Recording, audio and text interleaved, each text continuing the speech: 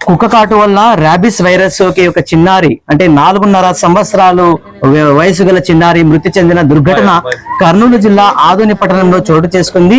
ఈ యొక్క తల్లిదండ్రులైతే శోకసంద్రంలో మునిగి ఉన్నారు. ఇక్కడ పూర్తి వివరాలు తెలియజేయడానికి ఆ బాలుడు తండ్రి మనతో పాటు ఉన్నారు. చెప్పండి, ఈ యొక్క బాబు ఏ విధంగా మరణించారని డాక్టర్లు సర్టిఫై చేశారు? సార్, బాబు వయసు వచ్చేసి 4 సంవత్సరాలు. బాబు పేరు కేదార్నాథ్. బాబుకు వచ్చేసి ర్యాబిస్ సోకేదని చెప్పారు సార్. అది కూడా బాబుకు వితౌట్ ఎనీ ఎక్కడ కూడా కుక్కలు కొరికినట్టు దాఖలైతే లేదు. కానీ దాని సెలవు ఏమైనా ముట్టుకోవడం వల్ల కూడా వచ్చిందని చెప్తున్నారు సార్. డాక్టర్లు కూడా అన్ని చెక్ చేసి ర్యాబిస్ అని కన్ఫర్మ్ చేశారు సార్. చేసి మాకు విత్ ఇన్ 1 డేలోనే బాబు చావు అనేది అయిపోయింది సార్.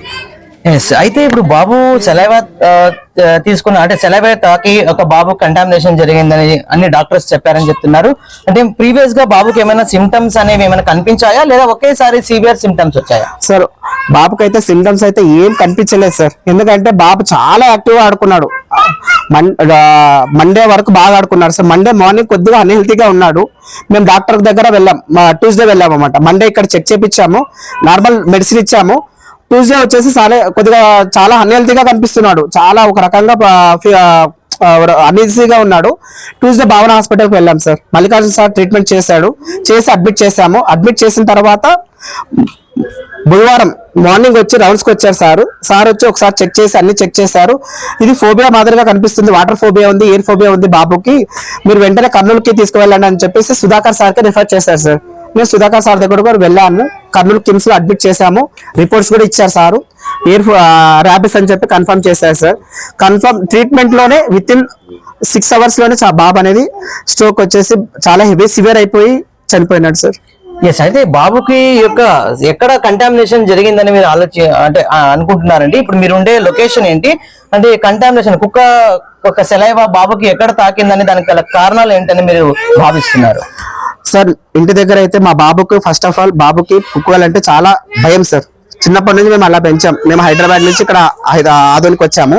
కుక్కలంటే చాలా భయము. కుక్కల్లో చూస్తేనే వాడు భయపడేవాడు. స్కూల్లో వచ్చేసి ప్లక్షా స్కూల్లో మేము జాయిన్ చేపించాం సార్. ఇంటి ముందే మనకు ఇంటి 10 feet దూరంలోనే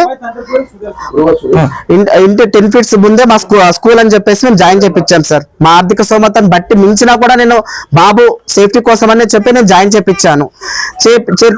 అక్కడ సరైన వసతులు అనేవి లేవు, ఏ ఒక్కటి లేవు. ఎందుకంటే ఫస్ట్ కిండర్ గార్డెన్ అని చెప్పి స్టార్ట్ చేస్తారు స్కూలు. ఇప్పుడు 5th class వరకు అని చెప్పేసి పిల్లల్ని జాయిన్ చేయించుకున్నారు. బాబుని పట్టించుకునే వాళ్ళైతే లేరు సార్. ఒక టీచరు 2-3 క్లాస్ని మెయింటైన్ చేయాలి. అందుకని వాళ్ళు ఏం చేస్తారంటే బాబుని 2 hours ఇసుకలో ఆడిపించడానికి వదులుతారు సార్. ఆ ఇసుకలో చాలా 2 నెలల క్రితం చాలా కుక్కలు అక్కడ ఉన్నాయి, రాత్రిపూట కనిపించాయి. వాళ్ళు రెఫర్ చేశారు, మున్సిపాలిటీకి రెఫర్ చేశారు. కానీ ఆ కుక్కలు రాత్రిపూట వస్తాయి, ఆడ ఏం చేస్తాయో తెలియదు సార్. అక్కడ 20 రోజులు 1 నెల కిందట ఒక కుక్క అనేది చనిపోయింది. కానీ దానికి సంబంధించి చర్యలు కూడా వాళ్ళు తీసుకోలేదు సార్.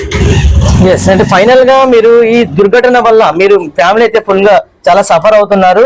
మీరు ఎటువంటి అధికారులకు కానీ మేనేజ్మెంట్ కానీ ఎటువంటి చర్యలు తీసుకోవాలని చెప్పేసి మీరు భావిస్తున్నారు? సార్, ఇప్పటి వరకు అయితే స్కూల్ తరపు నుంచి ఏ ఒక్కరు కూడా మమ్మల్ని సంప్రదించలేదు. ఆ స్కూల్ పేరు ఏంటండి? ప్లక్షా మేనేజ్మెంట్. ఓకే. ఇంతవరకు అయితే స్కూల్ తరపు నుంచి ఏ ఒక్క ఎంప్లాయ్ కానీ ఆమె కానీ నన్ను చూసింది, ఇంటి ముందే కదా సార్ స్కూలు, నన్ను చూసింది. కానీ నా దగ్గర వచ్చి మాట్లాడడానికి ఆమె సాహసించలేదు. ఆమె నా దగ్గరకు వచ్చి మాట్లాడలేదు. నేను పేరెంట్ ప్లస్ అండ్ ఆల్సో నా చైల్డ్ అక్కడ చదివాడు, అక్కడ చదువుతున్నాడు. ఇంకా ఇప్పుడు కూడా నేను అనుకుంటున్నా నా కొడుకు చదువుతాడు అని అనుకుంటున్నా. నాకు ఎంత బాధ్యత ఉందో ఆమె కూడా అంతే బాధ్యత ఉండాలి. ఎందుకంటే నేను పేరెంట్, ఆమె టీచర్, నన్ను మించిన గురువు ఆమెకి అడిగే అధికారం ఆమెకు ఉంది. కానీ ఒక్క మాట అడగలేదు సార్.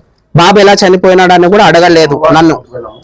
ఇప్పటి వరకే నేను ఏమైనా చెప్తే దానికి సంబంధించిన సజెషన్స్ చెప్తున్నాను. జస్ట్ అక్కడ ఓపెన్ అప్ ఉంది, మొత్తం ఏరియా అంతా ఓపెన్ అప్ ఉంది, దాన్ని క్లోజ్ చేయండి, కుక్కలు రాకుండా అడ్డుకోండి అని చెప్తున్నాను. ఎందుకంటే నేను సఫర్ అయినట్టు ఇంకొకరు సఫర్ కాకూడదు, ఇంకొక పిల్లవాడు ఆ బారిన పడకూడదు. ఎందుకంటే డాక్టర్కి మీరు పోయి అడగండి, ఆ లక్షణాలు అనేవి మనం ఫైండ్ అవుట్ చేయడానికి రాదు. ఎందుకంటే ఒక్కసారి అది ర్యాబిస్ అనేది అంటే ఆ సెలవు ఏమైనా ముట్టిన పిల్లలు ఖర్చుకున్న పర్లేదు, ఆ సెలవు ముట్టినా కూడా అది లోపల వెళ్ళిందంటే బాడీలోకి వెళ్ళిందంటే ఆ లక్షణం గుర్తించడం రాదు. ఎప్పుడు గుర్తిస్తామంటే బ్రెయిన్ కి ఆ వైరస్ అనేది టచ్ అయినప్పుడు దాని సింటమ్స్ బయటపడతాయి ఒక్కొక్కటిగా. ఎయిర్ ఫోబియా, వాటర్ ఫోబియా అనేది వస్తుందంట. అలా వచ్చినప్పుడు చనిపోయే ముందు బాబు అంటే కుక్కలా మొరగడం కూడా మీరు చూశారని చెప్తున్నారు, అది ఎంతవరకు వాస్తవం అండి? వాస్తవం నిజమే సార్, కుక్కలక్క అరిచి చనిపోయినాడు. ఇంకా ఇంతకంటే ప్రూఫ్ అయితే ఏం లేదు సార్. ఫైనల్ గా అధికారులకు కానీ మేనేజ్మెంట్ కానీ మీరు ఒక ఏం చెప్పదలుచుకుంటున్నారు సార్? బాబు అయితే ఇప్పుడు తిరిగి రాడు, అది మేము దేవుని కోరుకుంటున్నాం. ఏమనగా బాబు మా దగ్గరే ఉన్నాడు అనుకుంటాను నేను, ఇప్పటికే అనుకుంటాను నేను. నా బాబు నా దగ్గర ఉన్నాడు, నా బాబు నా దగ్గర ఉన్నాడు, బాబు నా దగ్గర ఉన్నాడు, ఇంకా ఉన్నాడు. కానీ ఇంకొక పిల్లలు, ఎందుకంటే నేను వచ్చిపోయే తల్లిదండ్రులు కూడా చెప్తున్నా, మా ఇంటి ముందే స్కూల్ కాబట్టి వచ్చిపోయే తల్లిదండ్రులు చెప్తున్నాను, వ్యాక్సినేషన్ చేయించండి బాబుకు పిల్లలకు. ఎందుకంటే వ్యాక్సినేషన్ అనేది ముందుగా డాక్టర్ కూడా సజెస్ట్ చేశాడు. ఆ బాబు ఎవరెవరితో తిరిగారు, ఎవరెవరితో ఉన్నాడో ఆడుకున్నాడో 2.5 months బ్యాక్ నుంచి బాబు ఎవరెవరితో తిరిగారు, ఎవరెవరితో ఎందుకంటే పిల్లలు మనలాగా కాదు కదా సార్. ఇప్పుడు మనం వైరస్ అంటే మనం మూతికి మాస్క్ వేసుకుంటాం, కానీ పిల్లల అది కూడా లేదు, వైరస్ కాబట్టి పిల్లలు ఎవరెవరితో తిరిగాడు వాళ్ళందరినీ కూడా వ్యాక్సిన్ వేసుకోమన్నారు. ఆ ప్లేస్ ని శానిటైజర్ చేయమన్నారు. ఇప్పటివరకు శానిటైజర్ అయితే అసలు ఏం చేయలేదు, ఇస్తున్నాడు వైరస్ అని సారీ చెప్తున్నాడు. కానీ శానిటైజింగ్ ఇంతవరకు స్కూల్లో చేయలేదు. బాబు అంటే బాబు ఆడుకున్న ప్రదేశంలో ఇంతవరకు శానిటైజింగ్ లేదు.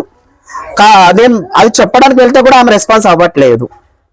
నా లెక్క కాకుండా అంటే మిగతా పిల్లలు ఉన్నారు సార్, ఇప్పటికే ఆ పిల్లలు ఈ రోజు కూడా ఆడుకుంటూ ఉన్నారు, ఇంకా ఆడుకుంటున్నారు. ఆ ప్రదేశంలో వైరస్ ఉందని కూడా ఉన్నా కూడా ఆమె ఇంకా కేర్ తీసుకోలేకపోతుంది.